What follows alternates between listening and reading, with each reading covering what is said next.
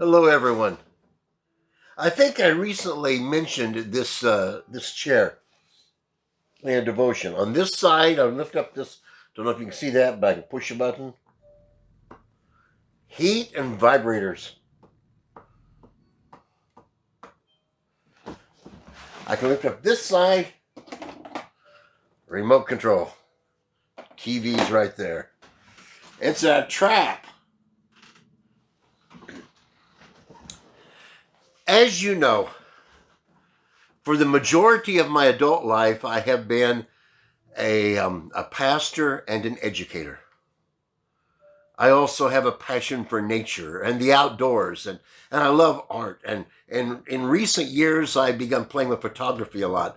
So it seems just natural that these things would kind of come together in the type of devotion that I'm doing, where in the middle of the week on Wednesday, there's a short inspirational devotion. It doesn't take very long. It's kind of educational. It tries to challenge us to get us thinking. It doesn't dogmatically say this is the way it has to be. And there's almost always a little nature clip.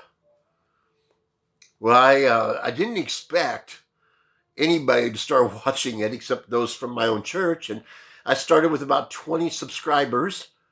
And then we doubled and had 40. And I was excited. And then we doubled again and had 80. And that was way beyond whatever I could have imagined. Now we've multiplied by 5 times, and we have crossed the 100 subscriber mark. So for you 100 subscribers that subscribe to my YouTube channel, thank you. It's kind of an unusual blend of nature lovers and those that like inspirational thoughts. And I'll probably keep it like that this coming year. It is a short midweek devotion from the Littleton United Methodist Church. Now, there's a difference this week. This is close to the end of the year, and I decided to do a compilation of the different nature clips that I've had. So I'm not going to have any spoken devotional this time, but it's going to be longer, and I'm just going to put to music the different nature clips. Some of you like the nature more than you like the inspiration. Some of you like the inspirational thoughts more than the nature. And I just thought I'd give it to you. Next week, I probably, unless something changes, I probably will not produce anything.